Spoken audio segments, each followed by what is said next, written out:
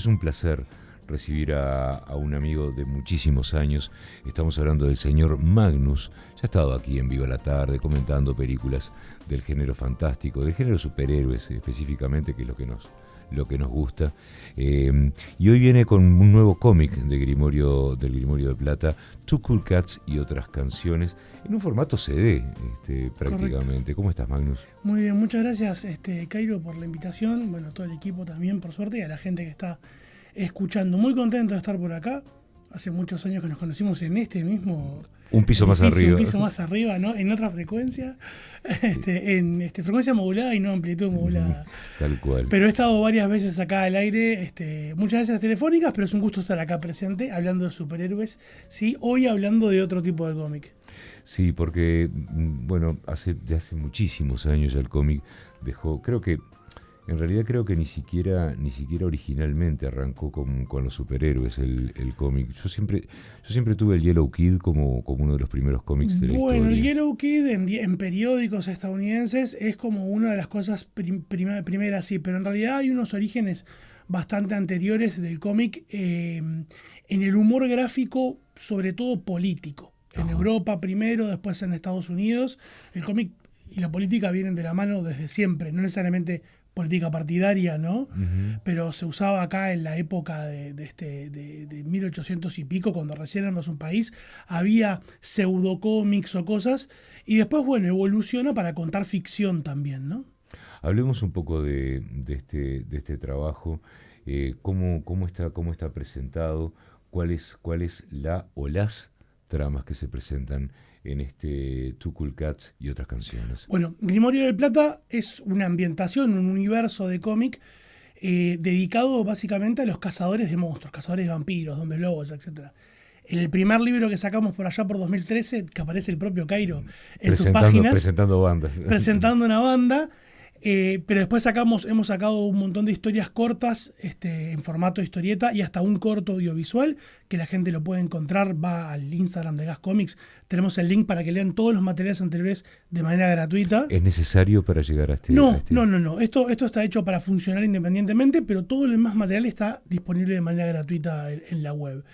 Entonces, en ese mismo cómic, en ese mismo libro, que era el primer libro que sacamos, Furia, Sed, Hambre, se presentan entre varios personajes una banda llamada Zenón y los Gauchos Fantasmas, que es una banda que hace psychobilly, que es un género del rock que mezcla el punkabilly, que es el rock primigenio de lo primero que hacía Elvis, ¿no? Mucho de country con lo primero del rock, con el punk y con temáticas fantásticas. De Cramps y otros que hablan de vampiros, de hombres lobos, del monstruo de Frankenstein, incluso también a veces de platos voladores y aliens, etc. En este caso, esta banda no solo habla de eso en sus letras, sino que también se dedica a cazar monstruos. De noche tocan música y cazan monstruos.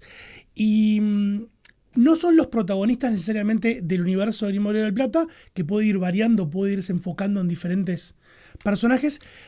Pero este era un proyecto que yo tenía hace muchos años de hacer un libro que estuviera inspirado en un EP, en un CD de 3-4 canciones, ¿no?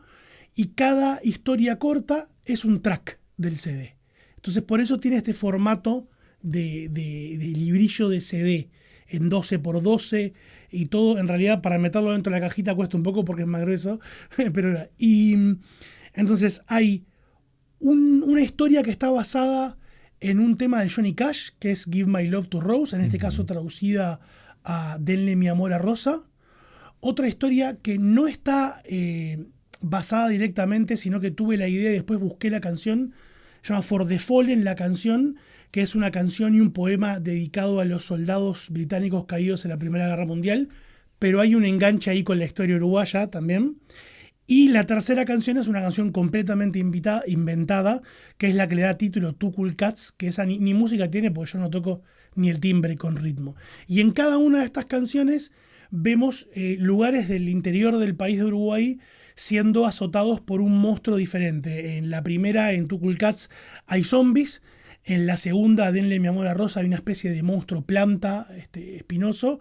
Y en la última, en For the Fallen, hay lo que se llama un golem, que es un monstruo hecho como de máquinas y carne y otras cosas. Y vemos, bueno, gente común y a los miembros de la banda peleando contra estos monstruos.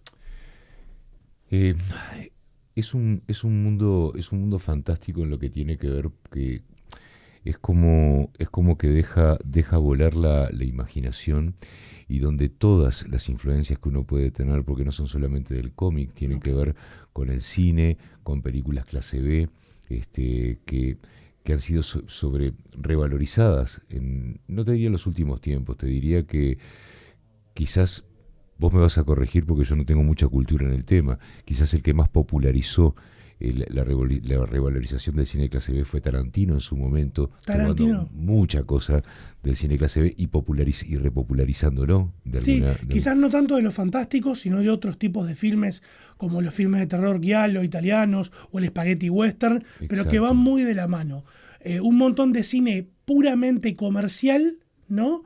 Pero que siempre tenía gente con muchas ganas de hacer las cosas y de contar sus historias, no teniendo el presupuesto que podían tener otras publicaciones. Y por otro lado, uno quizás le puede dar palo a las películas clase B de los 50 o qué, pero ese tipo de cosas son las que miraba un niño como George Lucas, un niño como Steven Spielberg, como el propio Tarantino, para después hacer otras producciones con otro presupuesto. No, y además convengamos una cosa, uno siempre cuando veía esas películas tenía siempre la sensación de que era un se quiere, se puede, porque era seguramente la primer y única idea que había y vamos a darle para adelante, es decir, no había tanto trabajo de producción, ni de reuniones, ni de esto, ni de lo otro. Digo, esta es la historia que tengo, esta es la historia que yo voy a filmar y esta es la historia que voy a publicar. Exacto, y hoy día con la tecnología, con todo lo complicado que a veces tiene la tecnología en el mundo, tiene un montón de ventajas fabulosas que vos con un celular bastante accesible, un par de celulares y una computadora en tu casa, podés hacer una película interesante para vos, para tus amigos, y que incluso te puede llevar a otras partes. Bueno, Fede Álvarez, no exactamente con un celular, pero con tecnología bastante accesible acá, hizo sus cosas, otra gente acá ha saltado así. Y en el cómic pasa un poquito lo mismo, es hasta más barato hacer un cómic, ya publicarlo, imprimirlo en cierta calidad, lleva otro dinero. Pero se pueden contar historias que costaría mucha más plata y tiempo contarlas en otro medio. A mí me gusta mucho el cine, me gusta mucho la televisión, pero el cómic sigue siendo un formato que prefiero para contar historias. Magnus, ¿qué está pasando con el cómic en Uruguay? Han aparecido grandes historietistas. Cuando estoy hablando de historietistas, estoy hablando de la gente que escribe, la gente que dibuja, la gente que edita. ¿Qué es lo que está pasando con el apoyo del público en ese sentido? Bueno, lo que tiene Uruguay es que es una plaza muy chica para todo, ¿verdad? Entonces, no existe un circuito comercial o una industria del cómic. ¿Es más regional que de país? Yo no sé si regional, pero es más de nicho. O sea, acá no existe ninguna editorial que venga y te diga, vamos a hacer un cómic, te contrato. Hay un par de casos muy aislados de historietistas que publican por alguna editorial importante. El resto todos hacemos cosas a pulmón. Algunos logran trabajar para afuera, sobre todo los dibujantes trabajando para empresas como Marvel, DC o en Europa. Y no hay un gran público que lo consuma de manera comercial como puede pasar con la música, ¿no? Que la música tiene otras formas de transmitirse, otras formas de difundirse. Incluso ahí, vos bien lo sabés, la gran mayoría de los músicos no vive de tocar y de sus discos, ¿no? Entonces sí hay un público bastante dedicado que consume el cómic nacional que se hace, y después lo que hay es un montón de público que yo formo parte de la AUCH, que es la Asociación Uruguaya de Creadores de Historietas, que participamos con stand con nuestros cómics en las ferias del libro en la Intendencia, en ferias del libro en otros departamentos, en eventos más pequeños y ahora en la Feria de Ideas Más del Parque Rodó. Hay un público que no conoce el cómic en general, pero que tiene una idea de lo que es la historieta como medio y pasa y lo ve y dice, esto es uruguayo, bueno, yo estoy buscando algo para mi sobrino y vos estás ahí, porque esos los atendemos los propios creadores, ¿no?, de la asociación. Y bueno, ¿qué le gusta? Entonces si me dice, mirá, ¿le gustan los superhéroes? Bueno, mirá, este cómic de acá de fulano, ¿le gusta el cómic japonés, el manga? Bueno, fulano esto. ¿Y tenés algo que tenga que ver con la historia uruguaya? Sí, mirá, esto, aquello, lo otro.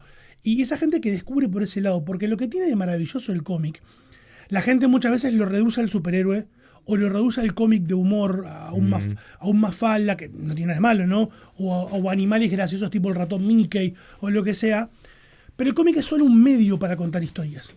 Entonces, si a una persona le gusta la historia universal, va a encontrar cómics. Le gusta el fútbol, hay cómics. Le gusta la música, hay, por ejemplo, un cómic uruguayo-argentino, porque el dibujante es Max Aguirre, un dibujante argentino, y el guionista es Rodolfo Santulo, escritor sobre Citarrosa.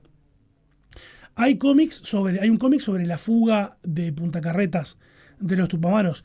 Hace poco salió una biografía de Mujica en cómic.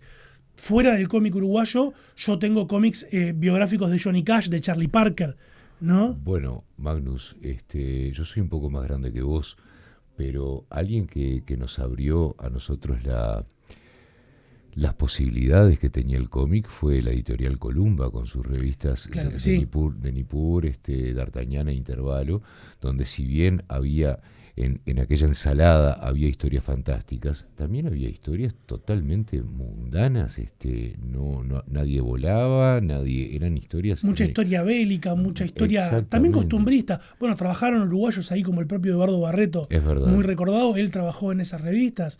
No, entonces el cómic puede contar un montón de cosas. Yo en esta oportunidad elegí contar historias fantásticas, pero situadas en un Uruguay que es reconocible.